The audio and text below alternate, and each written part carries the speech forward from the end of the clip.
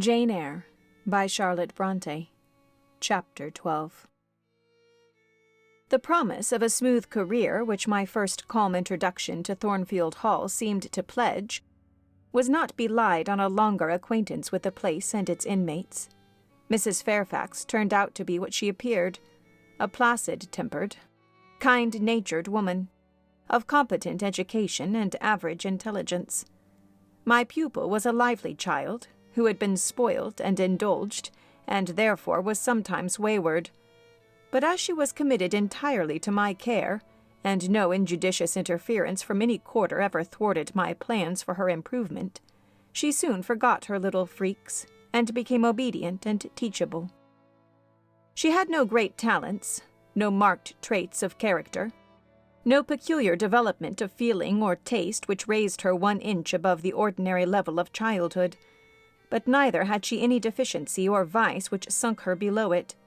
She made reasonable progress, entertained me for a vivacious, though perhaps not very profound, affection, and by her simplicity, gay prattle, and efforts to please, inspired me in return with a degree of attachment sufficient to make us both content in each other's society.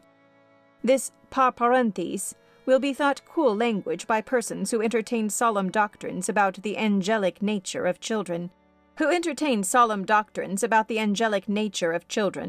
the duty of those charged with their education to conceive for them an idolatrous devotion. But I am not writing to flatter paternal egotism, to echo cant, or prop up humbug. I am merely telling the truth. I felt a conscientious solicitude for Adele's welfare and progress, and a quiet liking to her little self, just as I cherished towards Mrs. Fairfax a thankfulness for her kindness, and a pleasure in her society proportionate to the tranquil regard she had for me, and the moderation of her mind and character. Anybody may blame me who likes, when I add further, that now and then, when I took a walk by myself in the grounds, when I went down to the gates and looked through them along the road, or when, while Adele played with her nurse and Mrs. Fairfax made jellies in the storeroom, I climbed the 3 staircases, raised the trap-door of the attic, and having reached the leads, looked out afar over sequestered field and hill and along dim skyline, that then I longed for a power of vision which might overpass that limit, which might reach the busy world, towns, regions full of life I had heard of, but never seen. That then I desired more of practical experience than I possessed, more of intercourse with my kind, of acquaintance with variety of character than was here within my reach. I valued what was good in Mrs. Fairfax and what was good in Adele, but I believed in the existence of other and more vivid kinds of goodness, and what I believed in I wished to behold. Who blames me? Many, no doubt, and I shall be called discontented. I could not help it. The restlessness was in my nature. It agitated me to pain sometimes. Then my sole relief was to walk along the corridor of the 3rd story backwards and forwards, safe in the silence and solitude of the spot, and allow my mind's eye to dwell on whatever bright visions rose before it. And certainly they were many and glowing. To let my heart be heaved by the exultant movement, which, while it swelled it in trouble, expanded it with life, and best of all, to open my inward ear to a tale that was never ended, a tale my imagination created, and narrated continuously, quickened with all of incident, life, fire, feeling that I desired and had not in my actual existence. It is in vain to say human beings ought to be satisfied with tranquillity. They must have action, and they will make it if they cannot find it. Millions are condemned to a stiller doom than mine, and millions are in silent revolt against their lot. Nobody knows how many rebellions besides political rebellions fermented in the masses of life which people earth. Women are supposed to be very calm generally, but women feel just as men feel. They need exercise for their faculties, and a field for their efforts as much as their brothers do. They suffer from too rigid a constraint, too absolute a stagnation, precisely as men would suffer, and it is narrow-minded in their more privileged fellow creatures to say that they ought to confine themselves to making puddings and knitting stockings, to playing on the piano and embroidering bags. It is thoughtless to condemn them or laugh at them if they seek to do more or learn more than custom has pronounced necessary for their sex. When thus alone, I not unfrequently heard Grace Poole's laugh. The same peal, the same low, slow ha-ha, which when first heard had thrilled me. I heard, too, her eccentric murmurs, stranger than her laugh. There were days when she was quite silent, but there were others when I could not account for the sounds she made. Sometimes I saw her. She would come out of her room with a basin or a plate or a tray in her hand, go down to the kitchen and shortly return, generally, oh, romantic reader, forgive me for telling the plain truth, bearing a pot of porter. Her appearance always acted as a damper to the curiosity raised by her oral oddities. Hard-featured and staid, she had no point to which interest could attach. I made some attempts to draw her into conversation, but she seemed a person of few words. A monosyllabic reply usually cut short every effort of that sort. The other members of the household, viz. John and his wife, Leah the housemaid, and Sophie the French nurse, were decent people, but in no respect remarkable. With Sophie I used to talk French, and sometimes I asked her questions about her native country, but she was not of a descriptive or narrative turn, and generally gave such vapid and confused answers as were calculated rather to check than encourage inquiry. October, November, December passed away. One afternoon in January Mrs. Fairfax had begged a holiday for Adele, because she had a cold, and, as Adele seconded the request with an ardor that reminded me how precious occasional holidays had been to me in my own childhood, I accorded it, deeming that I did well in showing pliability on the point. It was a fine, calm day, though very cold. I was tired of sitting still in the library through a whole long morning. Mrs. Fairfax had just written a letter which was waiting to be posted, so I put on my bonnet and cloak and volunteered to carry it to Hay. The distance, 2 miles, would be a pleasant winter afternoon walk. Having seen Adele comfortably seated in her little chair by Mrs. Fairfax's parlor fireside, and given her her best wax doll, which I usually kept enveloped in silver paper in a drawer, to play with, and a storybook for change of amusement, and having replied to her, "Revenez bientôt, mon bon ami, ma chère Mademoiselle Jeannette," with a kiss I set out. The ground was hard. The air was still. My road was lonely. I walked fast till I got warm, and then I walked slowly to enjoy and analyze the species of pleasure brooding for me in the hour and situation. It was 3 o'clock. The church bell tolled as I passed under the belfry. The charm of the hour lay in its approaching dimness, in the low gliding and pale beaming sun. I was a mile from Thornfield, in a lane noted for wild roses in summer, for nuts and blackberries in autumn, and even now possessing a few coral treasures in hips and haws, but whose best winter delight lay in its utter solitude and leafless repose. If a breath of air stirred, it made no sound here, for there was not a holly, not an evergreen to rustle, and the stripped hawthorn and hazel bushes were as still as the white, worn stones which causewayed the middle of the path. Far and wide on each side there were only fields, where no cattle now browsed, and the little brown birds which stirred occasionally in the hedge looked like single russet leaves that had forgotten to drop. This lane inclined uphill all the way to Hay. Having reached the middle, I sat down on a stile which led thence into a field. Gathering my mantle about me, and sheltering my hands in my muff, I did not feel the cold, though it froze keenly, as was attested by a sheet of ice covering the causeway, where a little brooklet, now congealed, had overflown after a rapid thaw some days since. From my seat I could look down on Thornfield. The grey and battlemented hall was the principal object in the vale below me. Its woods and dark rookery rose against the west. I lingered till the sun went down amongst the trees and sank crimson and clear behind them. I then turned eastward. On the hilltop above me sat the rising moon, pale yet as a cloud, but brightening momentarily. She looked over Hay, which, half lost in trees, sent up a blue smoke from its few chimneys. It was yet a mile distant, but in the absolute hush I could hear plainly its thin murmurs of life. My ear, too, felt the flow of currents. In what dales and depths I could not tell. But there were many hills beyond Hay, and doubtless many becks threading their passes. That evening calm betrayed alike the tinkle of the nearest streams, the sough of the most remote.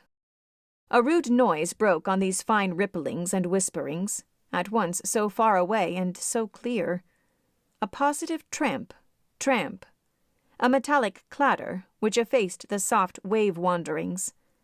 As, in a picture, the solid mass of a crag or the rough boles of a great oak, drawn in dark and strong on the foreground, efface the aerial distance of azure hill, sunny horizon, and blended clouds, where tint melts into tint. The din was on the causeway. A horse was coming. The windings of the lane yet hid it, but it approached. I was just leaving the stile, yet, as the path was narrow, I sat still to let it go by. In those days I was young, and all sorts of fancies bright and dark tenanted my mind. The memories of nursery stories were there amongst other rubbish, and when they recurred, maturing youth added to them a vigor and vividness beyond what childhood could give. As this horse approached, and as I watched for it to appear through the dusk, I remembered certain of Bessie's tales, wherein figured a north of England spirit called a Gytrash, which, in the form of horse, mule, or large dog, haunted solitary ways, and sometimes came upon belated travellers, as this horse was now coming upon me. It was very near, but not yet in sight, when, in addition to the tramp, tramp, I heard a rush under the hedge, and close down by the hazel stems glided a great dog, whose black and white colour made him a distinct object against the trees. It was exactly one mask of Bessie's Gytrash, a lion-like creature with long hair and a huge head. It passed me, however, quietly enough, not staying to look up, with strange preter-canine eyes, in my face, as I half expected it would. The horse followed, a tall steed, and on its back a rider. The man, the human being, broke the spell at once. Nothing ever rode the Gytrash. It was always alone, and goblins, to my notions, though they might tenant the dumb carcasses of beasts, could scarce cover shelter in the commonplace human form. No Gytrash was this, only a traveller taking a short cut to Millcote. He passed, and I went on. A few steps, and I turned. A sliding sound, and an exclamation of, "What the deuce is to do now?" and a clattering tumble arrested my attention. Man and horse were down. They had slipped on the sheet of ice which glazed the causeway.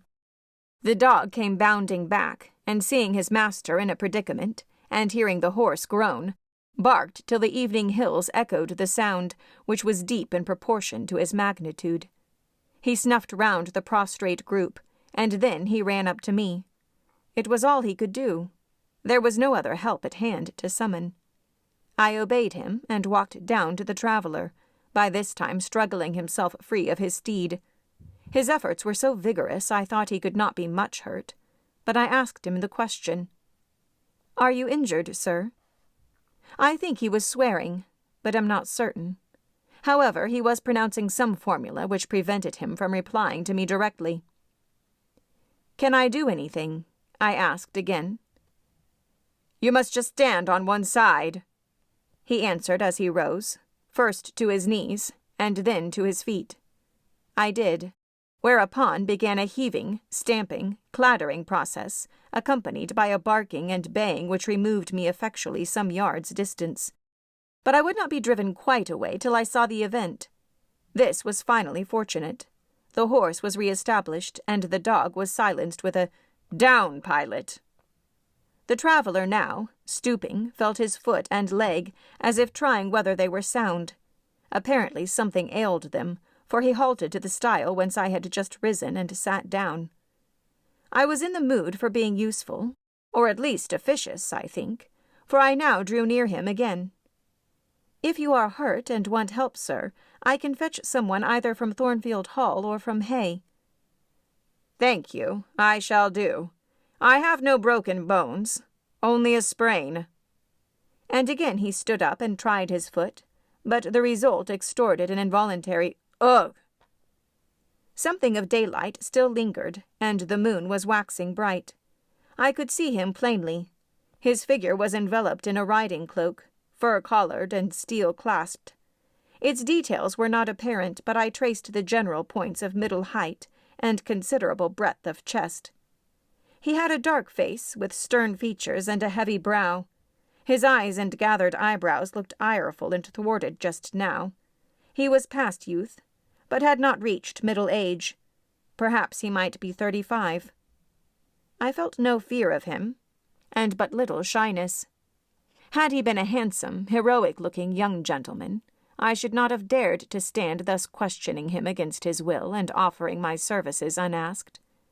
I had hardly ever seen a handsome youth, never in my life spoken to one. I had a theoretical reverence and homage for beauty, elegance, gallantry, fascination. But had I met those qualities incarnate in masculine shape, I should have known instinctively that they neither had nor could have sympathy with anything in me, and should have shunned them as one would fire, lightning, or anything else that is bright but antipathetic. If even this stranger had smiled and been good-humored to me when I addressed him, if he had put off my offer of assistance gaily and with thanks, I should have gone on my way and not felt any vocation to renew inquiries.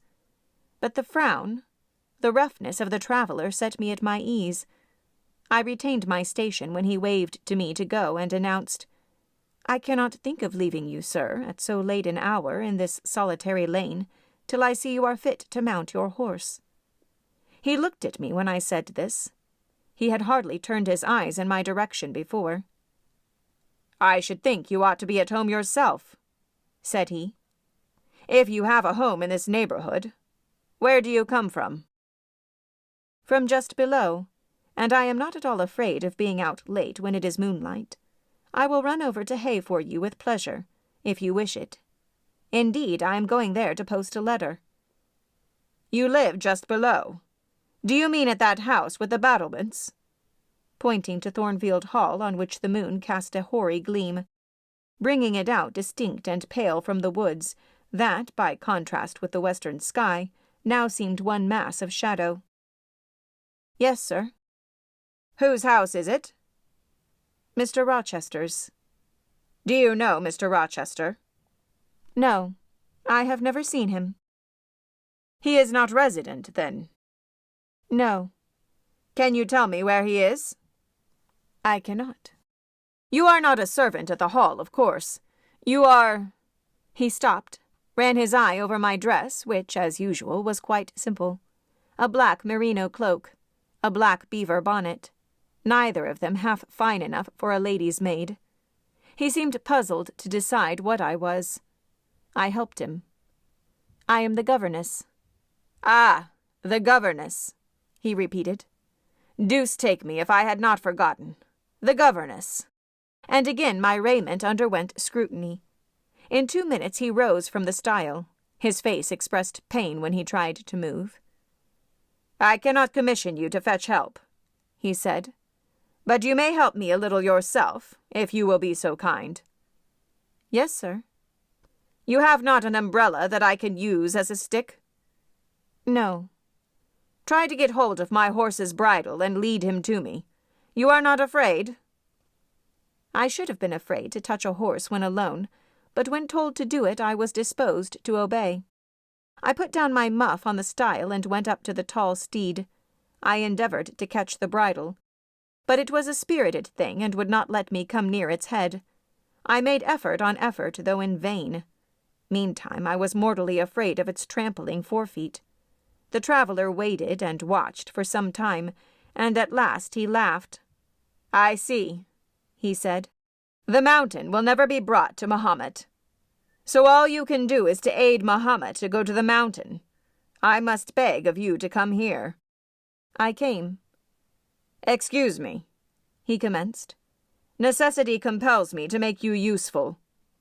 He laid a heavy hand on my shoulder, and leaning on me with some stress, limped to his horse. Having once caught the bridle, he mastered it directly, and sprang to his saddle, grimacing grimly as he made the effort, for it wrenched his sprain. "Now," said he, releasing his underlip from a hard bite, "just hand me my whip. It lies there under the hedge." I sought it and found it. "Thank you.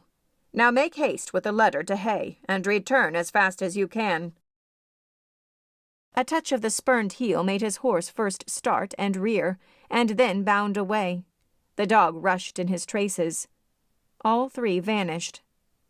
Like heath that, in the wilderness, the wild wind whirls away. I took up my muff and walked on. The incident had occurred and was gone for me. It was an incident of no moment, no romance, no interest in a sense. Yet it marked with change one single hour of a monotonous life. My help had been needed and claimed. I had given it. I was pleased to have done something, trivial, transitory though the deed was. It was yet an active thing, and I was weary of an existence all passive. The new face, too, was like a new picture introduced to the gallery of memory, and it was dissimilar to all the others hanging there. Firstly, because it was masculine, and secondly, because it was dark, strong, and stern. I had it still before me when I entered Hay and slipped the letter into the post office. I saw it as I walked fast downhill all the way home. When I came to the stile, I stopped a minute, looked round and listened, with an idea that a horse's hoofs might ring on the causeway again, and that a rider in a cloak, and a Gytrash-like Newfoundland dog, might be again apparent. I saw only the hedge and a pollard willow before me, rising up still and straight to meet the moonbeams. I heard only the faintest waft of wind roaming fitful among the trees round Thornfield, a mile distant. And when I glanced down in the direction of the murmur, my eye, traversing the hall front, caught a light kindling in a window. It reminded me that I was late, and I hurried on. I did not like re-entering Thornfield. To pass its threshold was to return to stagnation, to cross the silent hall, to ascend the darksome staircase, to seek my own lonely little room, and then to meet tranquil Mrs. Fairfax, and to spend the long winter evening with her, and her only, was to quell wholly the faint excitement wakened by my walk, to slip again over my faculties the viewless fetters of an uniform and too still existence, of an existence whose very privileges of security and ease I was becoming incapable of appreciating. What good it would have done me at that time to have been tossed in the storms of an uncertain, struggling life, and to have been taught by rough and bitter experience to long for the calm amidst which I now repined. Yes, just as much good as it would do a man tired of sitting still in a too-easy chair to take a long walk, and just as natural was the wish to stir, under my circumstances, as it would be under his. I lingered at the gates. I lingered on the lawn. I paced backwards and forwards on the pavement. The shutters of the glass door were closed. I could not see into the interior. And both my eyes and spirit seemed drawn from the gloomy house, from the grey hollow filled with rayless cells as it appeared to me, to that sky expanded before me, a blue sea absolved from taint of cloud, the moon ascending it in solemn march, her orb seeming to look up as she left the hilltops, from behind which she had come, far and farther below her, and aspired to the zenith, midnight dark in its fathomless depths and measureless distance. And for those trembling stars that followed her course, they made my heart tremble, my veins glow when I viewed them. Little things recall us to earth. The clock struck in the hall. That sufficed. I turned from moon and stars, opened a side door, and went in. The hall was not dark, nor yet was it lit only by the high-hung bronze lamp. A warm glow suffused both it and the lower steps of the oak staircase. This ruddy shine issued from the great dining-room, whose two-leaved door stood open, and showed a genial fire in the grate, glancing on marble hearth and brass fire-irons, and revealing purple draperies and polished furniture, in the most pleasant radiance. It revealed, too, a group near the mantelpiece. I had scarcely caught it, and scarcely become aware of a cheerful mingling of voices, amongst which I seemed to distinguish the tones of Adele, when the door closed. I hastened to Mrs. Fairfax's room. There was a fire there, too, but no candle, and no Mrs. Fairfax. Instead, all alone, sitting upright on the rug and gazing with gravity at the blaze, I beheld a great black-and-white, long-haired dog, just like the Gytrash of the lane. It was so like it that I went forward and said, "Pilot," and the thing got up and came to me and snuffed me. I caressed him, and he wagged his great tail, but he looked an eerie creature to be alone with, and I could not tell whence he had come. I rang the bell, for I wanted a candle, and I wanted, too, to get an account of this visitant. Leah entered. "What dog is this?" "He came with the master." "With whom?" "With master, Mr. Rochester. He has just arrived." "Indeed. And is Mrs. Fairfax with him?" "Yes, and Miss Adele. They are in the dining room, and John is gone for a surgeon, for master has had an accident. His horse fell and his ankle is sprained." "Did the horse fall in Hay Lane?" "Yes, coming downhill. It slipped on some ice." "Ah. Bring me a candle, will you, Leah?" Leah brought it. She entered, followed by Mrs. Fairfax, who repeated the news, adding that Mr. Carter the surgeon was come, and was now with Mr. Rochester. Then she hurried out to give orders about tea, and I went upstairs to take off my things.